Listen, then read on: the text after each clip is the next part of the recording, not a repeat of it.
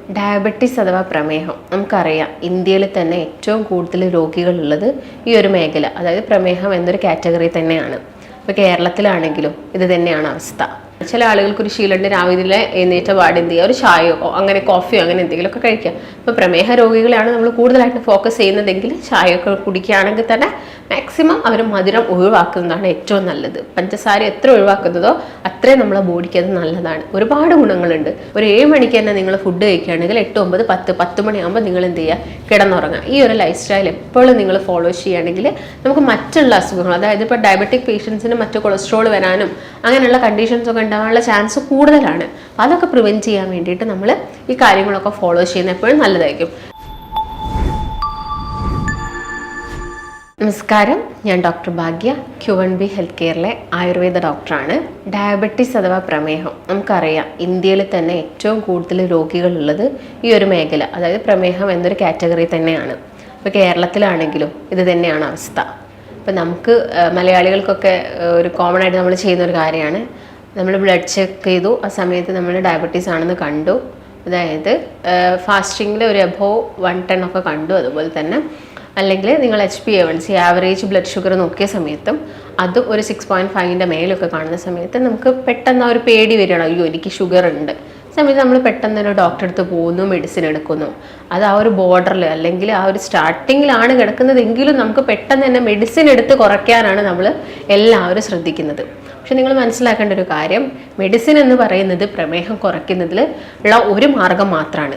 അതും നമുക്ക് അറിയേണ്ടത് അതൊരു റേഞ്ചിൽ എത്തുന്ന സമയത്ത് മാത്രം മതി നമുക്ക് മെഡിസിൻസ്. അതിൻ്റെ മുൻപ് നമുക്കത് ആഹാരത്തിലാണ് മാറ്റം വരുത്തേണ്ടത്. കാരണം നമുക്കറിയാം പ്രമേഹം എന്ന് പറയുന്നത് ഒരു ജീവിതശൈലി രോഗമാണ്. നമ്മുടെ ജീവിതശൈലിയിൽ വന്ന മാറ്റങ്ങളാണ്. ജീവിതശൈലി എന്ന് പറയുന്ന സമയത്ത് അവിടെ ഭക്ഷണ ക്രമീകരണത്തിൽ മാത്രമല്ല മാറ്റങ്ങൾ വന്നിരിക്കുന്നത്. നമ്മുടെ ടോട്ടലി നമ്മൾ ഒരു ദിവസം ചെയ്യുന്ന പല കാര്യങ്ങളിലും ചേഞ്ചസ് വന്നു. മുൻപുള്ളതിനേക്കാളും പല കാര്യത്തിലും ചേഞ്ചസ് വന്നു. അതിനോടൊപ്പം തന്നെ നമ്മൾ ഒരുപാട് ഭക്ഷണത്തിലും മാറ്റങ്ങൾ കൊണ്ടുവന്നു. ഇതിൻ്റെ ഭാഗമായിട്ടാണ് ഈ ജീവിതശൈലി രോഗങ്ങളൊക്കെ ഉണ്ടാവുന്നത്. അപ്പം പ്രമേഹവും അതുപോലെ തന്നെയാണ്. നമുക്കറിയാം പ്രമേഹത്തിൽ നമ്മളെല്ലാവരും മനസ്സിലാക്കേണ്ട ഒരു കാര്യം, ഷുഗർ അടങ്ങിയ ഭക്ഷണം കഴിക്കുന്ന സമയത്താണ് പ്രമേഹം ഉണ്ടാകുന്നതെന്ന് നമുക്കൊക്കെ അറിയാം. അത് കറക്റ്റാണ്. അതുപോലെ തന്നെ അന്നജം പ്രമേഹം ഉണ്ടാക്കുന്ന ഒരു വില്ലനാണ്. അതായത് നിങ്ങൾ കൂടുതലായിട്ട് കാർബോഹൈഡ്രേറ്റ് അഥവാ ചോറ്, അരി ഒക്കെ ഉണ്ടാക്കുന്ന ഭക്ഷണങ്ങൾ കൂടുതലായിട്ട് കഴിക്കുകയാണെങ്കിലും നമുക്ക് പ്രമേഹം കൂടാനുള്ള ചാൻസസ് ഉണ്ട്. അപ്പോൾ നിങ്ങൾ പഞ്ചസാര മാത്രം അല്ലെങ്കിൽ പഞ്ചസാര കൊണ്ട് ഉണ്ടാക്കുന്ന ബേക്കറി ഐറ്റംസ്, കേക്ക്സ്, പേസ്ട്രി അങ്ങനെയുള്ള ഐറ്റംസ് മാത്രം ഒഴിവാക്കിയാൽ പോരാ. അതിൻ്റെ കൂടെ തന്നെ കാർബോഹൈഡ്രേറ്റ്സ് നമ്മൾ മാക്സിമം കുറയ്ക്കാൻ വേണ്ടിയിട്ട് ശ്രദ്ധിക്കണം. നമ്മുടെ ഇന്നത്തെ വീഡിയോയിൽ ഞാൻ കൂടുതലായിട്ട് ഉൾപ്പെടുത്തുന്നത് ഒരു ദിവസം നിങ്ങൾ നിങ്ങളുടെ ലൈഫിലോട്ട് കൊണ്ടുവരേണ്ട കുറച്ച് കാര്യങ്ങൾ എന്തൊക്കെയാണ്, ജീവിത ക്രമീകരണങ്ങൾ എന്തൊക്കെയാണ്, ഭക്ഷണത്തിലും അതുപോലെ തന്നെ എക്സസൈസിലും അങ്ങനെയുള്ള കാര്യത്തിലൊക്കെ നമ്മൾ കൊണ്ടുവരുത്തേണ്ട കുറച്ച് മാറ്റങ്ങൾ എന്തൊക്കെയാണെന്നുള്ളതാണ് ഇന്നത്തെ വീഡിയോയിൽ ഞാൻ നിങ്ങളുമായിട്ട് ഷെയർ ചെയ്യുന്നത്. അപ്പോൾ ആദ്യം തന്നെ പറയുകയാണെങ്കിൽ നമുക്കറിയാം, നമ്മൾ രാവിലെ എഴുന്നേൽക്കുന്ന സമയത്ത് മാക്സിമം നേരത്തെ എഴുന്നേൽക്കാൻ വേണ്ടിയിട്ട് നോക്കുക. അതായത് മാക്സിമം നേരത്തെ എഴുന്നേൽക്കണമെങ്കിൽ എന്താണ്, മാക്സിമം നേരത്തെ കിടന്നുറങ്ങണം. അപ്പം നേരത്തെ കിടന്നുറങ്ങുക, ഒരു 10 മണിക്കും 10:30ക്കും ഉള്ളിലൊക്കെ ആയിട്ട് വേഗം തന്നെ കിടന്നുറങ്ങിയിട്ട് രാവിലെ ഒരു 5-നും 6-നും ഇടയ്ക്കായിട്ട് തന്നെ എഴുന്നേൽക്കാൻ വേണ്ടിയിട്ട് ശ്രദ്ധിക്കാം. നമ്മൾ ആ ഒരു സമയത്ത് എഴുന്നേൽക്കുമ്പോൾ തന്നെ നമുക്ക് ആ ഒരു ഫ്രഷ്നെസ്സും കാര്യങ്ങളും, നമ്മളൊന്ന് ബെഡിൽ നിന്ന് എഴുന്നേറ്റ് കഴിഞ്ഞാൽ നമ്മളങ്ങ് ഓക്കെ ആവും. അതുവരെ നമുക്ക് ബുദ്ധിമുട്ടായിരിക്കും. ചിലപ്പോൾ നമ്മൾ അലാറം ഇങ്ങനെ മുൻപോട്ട് മാറ്റി വയ്ക്കും.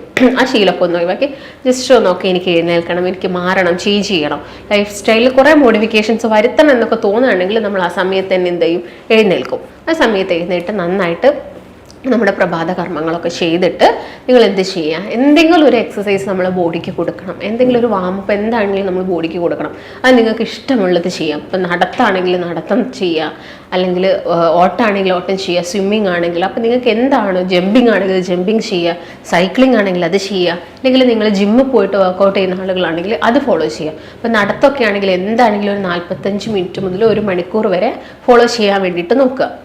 ഇതിൻ്റെ കൂടെ തന്നെ നിങ്ങളൊരു പ്രാണായാമം കൂടി കണ്ടിന്യൂ ചെയ്യുന്നത് നല്ലതായിരിക്കും. പ്രാണായാമം എന്ന് പറയുന്ന സമയത്ത് നമുക്കറിയാം ശ്വാസകോശം കുറച്ചും കൂടി ഹെൽത്തി ആവാൻ വേണ്ടിയിട്ടാണ്. അപ്പോൾ ശ്വാസകോശമായിട്ട് ബന്ധപ്പെട്ട അസുഖങ്ങളുള്ള ആളുകൾ മാത്രം ഇത് ചെയ്താൽ മതിയോ, പോരാ. നമുക്ക് എല്ലാവർക്കും പ്രാക്ടീസ് ചെയ്യാൻ പറ്റുന്ന കാര്യങ്ങളാണ് പ്രാണായാമസ്.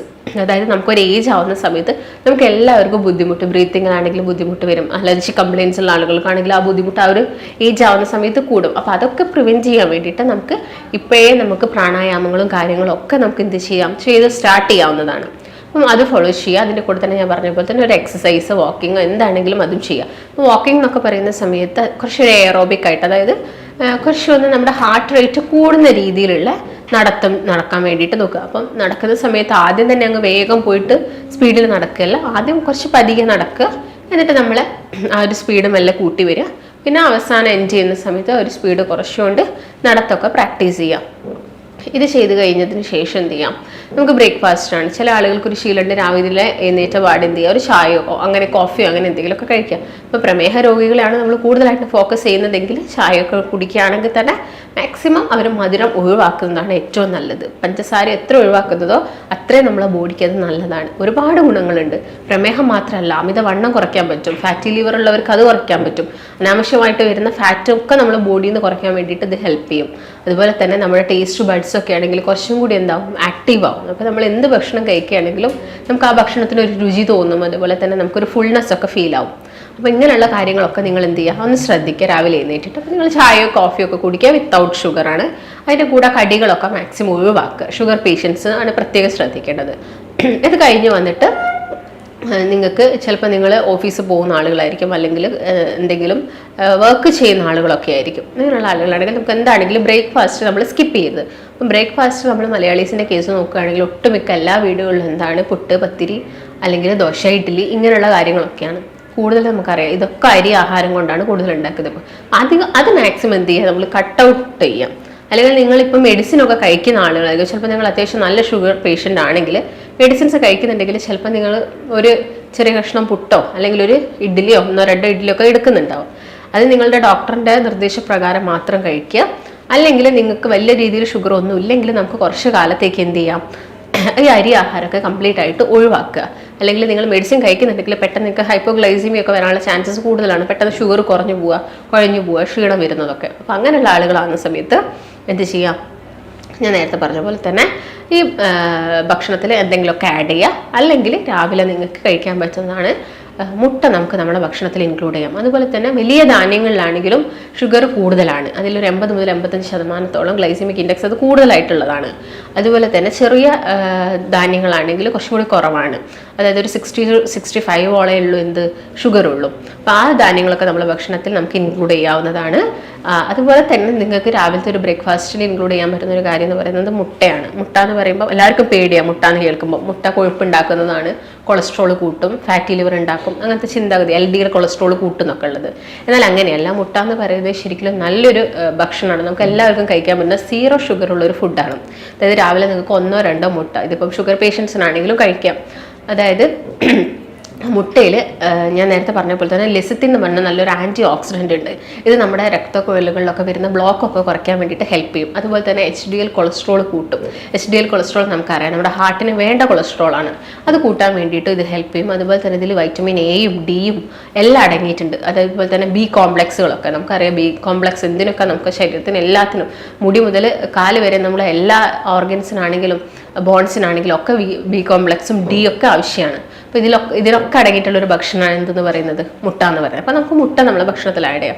അതുപോലെ ഡോക്ടേഴ്സ് ഇപ്പം കൊടുക്കുന്നതാണ് പേഷ്യൻസിനോട് ഓട്സ് കഴിക്കാൻ പറയും. അപ്പോൾ ഓട്സ് കഴിക്കാൻ പറയുന്ന സമയത്ത് എല്ലാവരും ഡയറക്റ്റ് ആയിട്ട് പോയിട്ട് ഉള്ള ഓട്സ് വാങ്ങിയിട്ട് കഴിക്കും. അതല്ല, നമുക്കിപ്പം സ്റ്റീൽ കട്ടായിട്ടുള്ള അല്ലെങ്കിൽ ഫൈബർ റിച്ച് ആയിട്ടുള്ള ഓട്സ് ഒക്കെ മാർക്കറ്റിലൊക്കെ അവൈലബിൾ ആണ്. അങ്ങനെയുള്ള ഓട്സ് വാങ്ങിയിട്ട് നിങ്ങളതൊരു ഉപ്പുമാവോ അല്ലെങ്കിൽ പുട്ടാക്കി കഴിക്കുന്ന സമയത്ത് അതിൽ നന്നായിട്ട് വെജിറ്റബിൾസും കൂടി ആഡ് ചെയ്യാൻ വേണ്ടിയിട്ട് ശ്രദ്ധിക്കാം. ഇപ്പോൾ ബീൻസ് ആയിക്കോട്ടെ, അങ്ങനെയുള്ള വെജിറ്റബിൾസ് ഒക്കെ നന്നായിട്ട് ആഡ് ചെയ്തിട്ട് നിങ്ങൾ രാവിലത്തെ ബ്രേക്ക്ഫാസ്റ്റ് ഈ ഒരു രീതിയിൽ എന്ത് ചെയ്യാം, കണ്ടിന്യൂ ചെയ്ത് പോവാം. പിന്നെ നിങ്ങൾ ആ ഒരു സമയത്ത് എന്ത് ചെയ്യുക, രാവിലെ ഓൾറെഡി നിങ്ങൾ ചായ എടുക്കുന്നുണ്ടെങ്കിൽ പിന്നെ ബ്രേക്ക്ഫാസ്റ്റിൻ്റെ കൂടെ ചായ എടുക്കേണ്ട ഒരു ആവശ്യകതയില്ല. വെള്ളം നന്നായിട്ട് നമ്മൾ കുടിക്കണം ഒരു ദിവസം. അപ്പോൾ വെള്ളം തന്നെ ആ ഒരു സമയത്ത് കുടിക്കാൻ വേണ്ടിയിട്ട് നോക്കുക. പിന്നെ ഓഫീസിലൊക്കെ പോകുന്ന ആൾക്കാരാണെങ്കിലും സ്ട്രെസ്സൊക്കെ ഉള്ള കണ്ടീഷൻ ആണെങ്കിലും നമുക്ക് ഒരുപാട് സ്ട്രെസ്സൊക്കെ വരുന്ന സമയത്ത് ചിലപ്പോൾ നമ്മുടെ ഷുഗറിലൊക്കെ വേരിയേഷൻസ് ഉണ്ടാവും. നമ്മുടെ ബോഡിയിൽ കംപ്ലീറ്റ് ആയിട്ടുള്ള മാറ്റങ്ങൾ വരും. അപ്പോൾ നിങ്ങൾ സ്ട്രെസ്ഫുൾ ആയിട്ടുള്ള ലൈഫൊക്കെ ഒന്ന് ബിസി അല്ലെങ്കിൽ ആ ബിസി ഷെഡ്യൂളൊക്കെ ഒന്ന് കുറച്ച് നല്ല രീതിയിൽ കുറച്ച് ഹാപ്പിയോടുകൂടി എൻജോയ് ചെയ്ത് നമ്മുടെ വർക്കൊക്കെ ചെയ്യാൻ വേണ്ടിയിട്ട് ശ്രദ്ധിക്കാം. ഇതും നമ്മുടെ എല്ലാ ശാരീരികമായിട്ടും മാനസികമായിട്ടുള്ള എല്ലാ രീതിയിലുള്ള ലൈഫിനും ഇത് ഡിപ്പെൻഡ് ആവുന്നുണ്ട്. അപ്പം ആ ഒരു രീതിയിൽ ലൈഫ് കൊണ്ടുപോകാൻ വേണ്ടിയിട്ട് ശ്രദ്ധിക്കുക. പിന്നെ ഒരു 11 മണിക്ക് എന്ന സമയത്ത് നിങ്ങൾ ഓഫീസിലൊക്കെ പോകുന്ന ആളുകളാണെങ്കിലും അല്ലെങ്കിൽ വീട്ടിലിരിക്കുന്ന ആളുകളാണെങ്കിലും ഒക്കെ നട്ട്സ് നമ്മുടെ ഭക്ഷണത്തിൽ ഇൻക്ലൂഡ് ചെയ്യുക. നമുക്കറിയാം ബദാമിലായിക്കോട്ടെ അല്ലെങ്കിൽ വാൾനട്ടിലായിക്കോട്ടെ, ഇതിലൊക്കെ നന്നായിട്ട് എന്തുണ്ട്, omega-3 ഫാറ്റി ആസിഡ്സ് ഉണ്ട്. അതുപോലെ നല്ല ആൻറ്റി ഓക്സിഡൻസ് ഒക്കെയാണ്. നമ്മുടെ ബോഡിക്ക് വേണ്ട എല്ലാ ഫംഗ്ഷൻസും ഇത് ചെയ്യും. അപ്പോൾ നിങ്ങളൊരു 8 മുതൽ 10 വരെ ബദാമൊക്കെ നിങ്ങൾ ഭക്ഷണത്തിൽ ഇൻക്ലൂഡ് ചെയ്യുക. ആ സമയത്ത് നിങ്ങൾക്ക് എന്ത് ചെയ്യാം, നമ്മളെ ഗട്ട് ഹെൽത്ത് നമുക്കറിയാം. ഡയബറ്റീസ് എന്ന് പറയുന്നത് കൂടുതലായിട്ടും കാണുന്നത് ടൈപ്പ് 2 ഡയബറ്റീസ് ആണ്. ടൈപ്പ് 2 ഡയബറ്റീസ് എന്ന് പറയുമ്പോൾ അവിടെ ഇൻസുലിൻ ഒരു റെസിസ്റ്റൻസ് ആണ് ഉണ്ടാവുന്നത്. അതായത് ഇൻസുലിന് പ്രോപ്പറായിട്ട് വർക്ക് ചെയ്യാൻ പറ്റുന്നില്ല. അപ്പം ആ ഇൻസുലിൻ ഒന്ന് നന്നായിട്ട് വർക്കൊക്കെ ചെയ്യണമെങ്കിൽ എന്തായിരിക്കണം, നമ്മുടെ ശരീരത്തിലെ ഗട്ട് ഹെൽത്ത് കൂടി എന്താവണം, ഓക്കെ ആവണം. അപ്പോൾ ഈ ഗട്ട് ഹെൽത്ത് ഓക്കെ ആവാൻ വേണ്ടിയിട്ട് നമ്മൾ പ്രോബയോട്ടിക്സ് ഇൻക്ലൂഡ് ചെയ്യണം. ആ ഒരു 11 മണിക്ക് നിങ്ങൾക്ക് നട്ട്സിൻ്റെ കൂടെയൊക്കെ നിങ്ങൾക്ക് കുറച്ച് പ്രോബയോട്ടിക്കായ സംഭാരവും മോരും വെള്ളവും ഒക്കെ നമുക്ക് കഴിക്കാൻ പറ്റുന്നുണ്ടെങ്കിൽ അത് കുറച്ചും കൂടി ഹെൽത്തി ആയിരിക്കും. അതുപോലെ തന്നെ ഈ നട്ട്സിൻ്റെ കൂടെ കുറച്ച് സീഡ്സും കൂടി നിങ്ങൾക്ക് ഇൻക്ലൂഡ് ചെയ്യാം. ഫ്ലാക്സ് സീഡ്സോ അല്ലെങ്കിൽ പംകിൻ സീഡ്സോ അങ്ങനെയുള്ള കുറച്ച് സീഡ്സും കൂടി നമ്മുടെ ഭക്ഷണത്തിൽ ഇൻക്ലൂഡ് ചെയ്യുക. പിന്നെ ഉച്ചക്കത്തെ കേസ് നോക്കുകയാണെങ്കിൽ നമ്മളൊരു പോർഷൻ, അതായത് ഒരു 4 ഭാഗമാക്കി വേണം നമ്മൾ ഭക്ഷണം കഴിക്കാൻ. അതായത് വെറും കാർബോഹൈഡ്രേറ്റ് മാത്രം നമുക്ക് കിട്ടിയിട്ട് യാതൊന്നും കിട്ടാനില്ല. നമുക്ക് പ്രോട്ടീൻസ് വേണം, ഫാറ്റ് വേണം, അതുപോലെ തന്നെ വൈറ്റമിൻസും എല്ലാം വേണം, മിനറൽസും ഒക്കെ വേണം നമ്മുടെ ഭക്ഷണത്തിൽ. ഇതൊക്കെ കിട്ടണമെങ്കിൽ നമ്മളെല്ലാം ഇൻക്ലൂഡ് ചെയ്യണം. അപ്പോൾ കാർബോഹൈഡ്രേറ്റിൻ്റെ കേസ് നോക്കുകയാണെങ്കിലും അപ്പം ഷുഗർ പേഷ്യൻസിൽ നമ്മൾ എന്താണെങ്കിലും വൈറ്റ് റൈസ് കട്ട് ചെയ്തിട്ട് അവരോട് ബ്രൗൺ റൈസ് തന്നെയാണ് കഴിക്കാൻ പറയുക. അപ്പം നമ്മൾ ആ ഒരു 4 പോർഷനിൽ ഒരു ഭാഗം വേണ്ടത് എന്താണ്, ബ്രൗൺ റൈസ് ആണ്. അതും വളരെ കുറച്ച് മതി. നമുക്ക് ഫുൾനെസ്സിന് നമുക്ക് ബാക്കിയുള്ള കാര്യങ്ങളൊക്കെ ആഡ് ചെയ്യണം.